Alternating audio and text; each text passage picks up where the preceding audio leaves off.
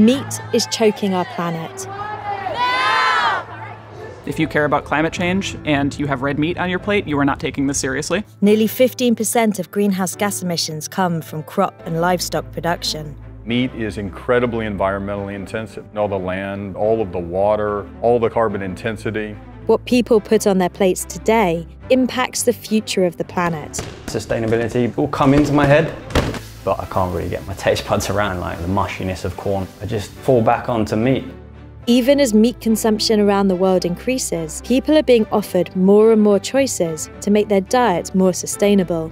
But can meat alternatives really lead to a more sustainable world?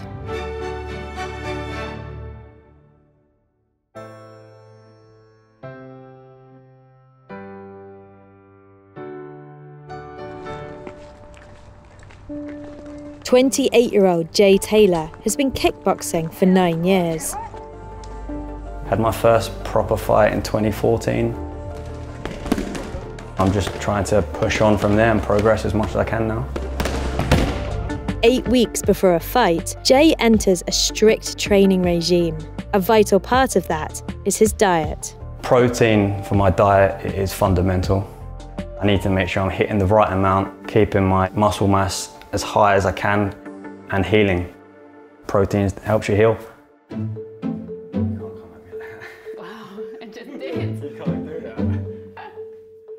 You get me an egg out, please? Yeah. Jay's girlfriend Lydia has been vegetarian for 2 years. There we go. Thank you. I found at uni that I ate less meat because of affordability and it being better for the environment. Lydia would like Jay to follow suit. I like to talk to Jay about the food he eats just to make him aware that, everyone knows that meat isn't the best for the environment. It's the tastiest. It's not though. If you actually had an open mind when it came to your palate. We can have dinner, I look at your stuff and I see mine and I'm like, nah, I'll stick with that. Jay is not the only one.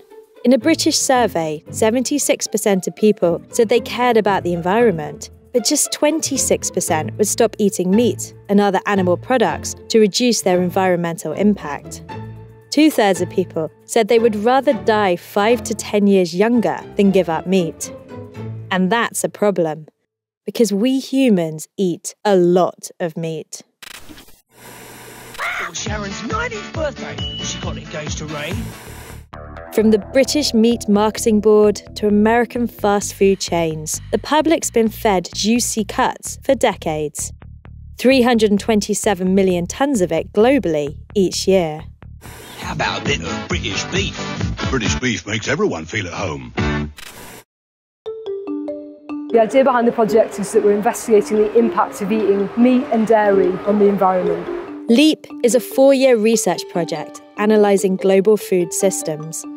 I've learned that eating beef has a much bigger environmental impact than eating chicken. The man behind it is Oxford University professor Sir Charles Godfrey. One way of thinking about this is to do a thought experiment.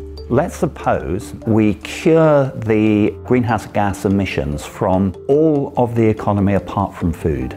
So we solved heating, we solved transport, but we haven't solved food. If we continue business as usual with the food system into the future, emissions from the food system alone are sufficient to push us almost certainly over 1.5 and probably over 2 degrees warming.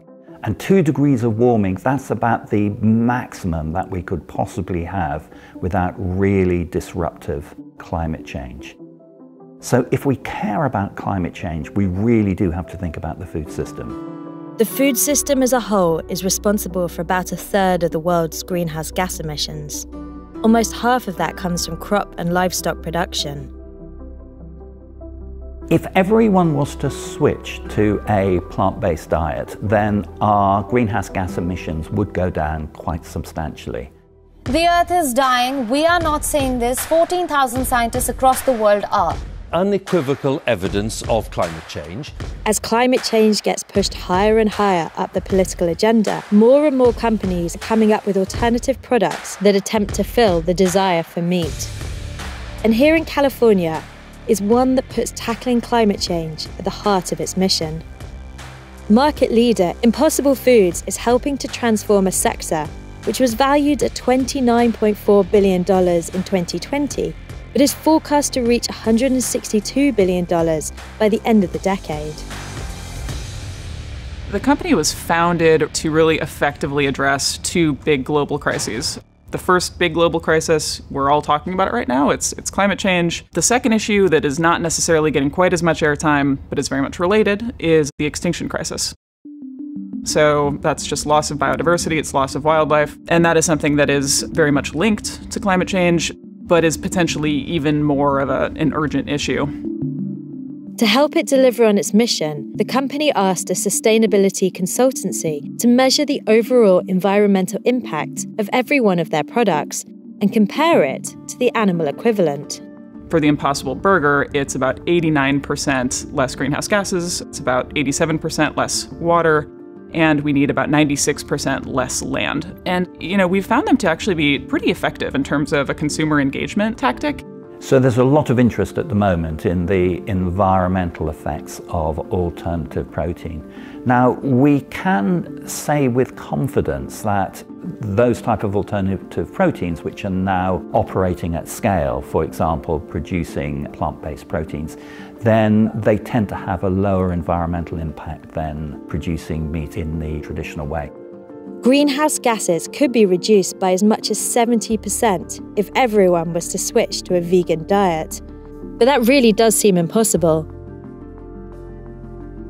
Just 5% of Americans identify as vegetarian and only 2% as vegan, numbers that have held steady for years. So to really make an impact on the environment, it's going to need an alternative that's palatable to the millions who are determined not to swap their meat for plants. Can you do the honours and lift the lid on your creation? I can.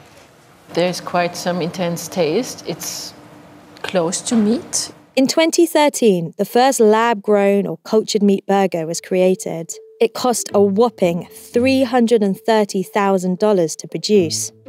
Fast forward to December 2020, and Californian firm Eat Just becomes the first to get regulatory approval in Singapore for its cultured meat.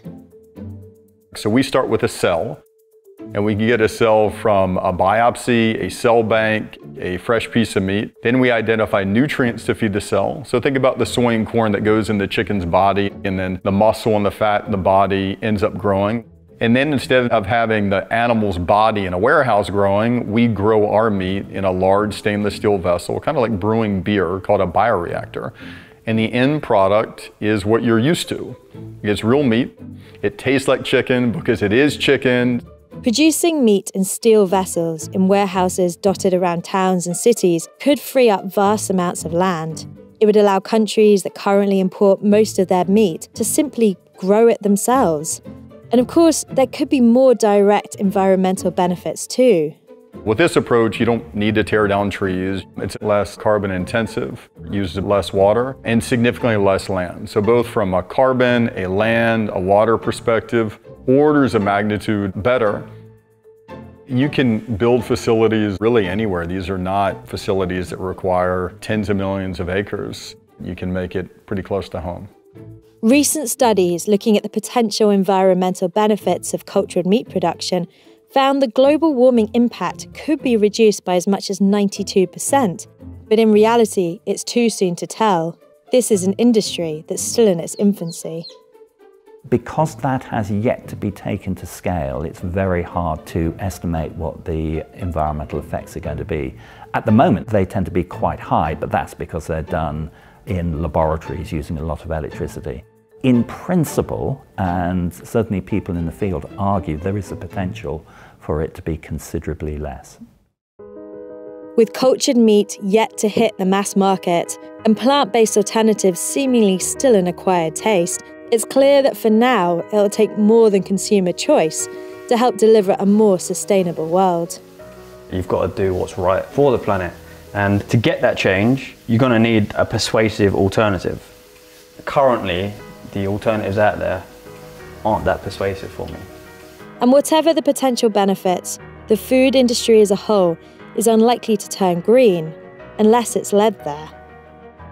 I think that sort of more relevant for policy is that were there to be a shift towards more plant-based diets, that would have very positive effects for the environment. But I would say that arguments like that very much worried livestock producers, completely understandably.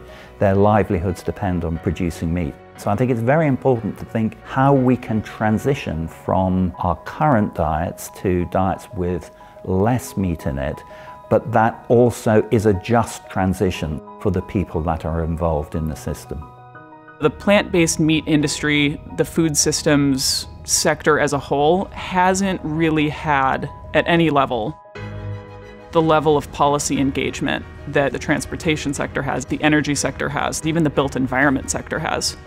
If you look at the improvements that have been made in how we source energy, I think we can attribute a lot of that to policy interventions. For the time being, though, innovative businesses pushing meat alternatives may have to settle for saving the planet, one burger at a time.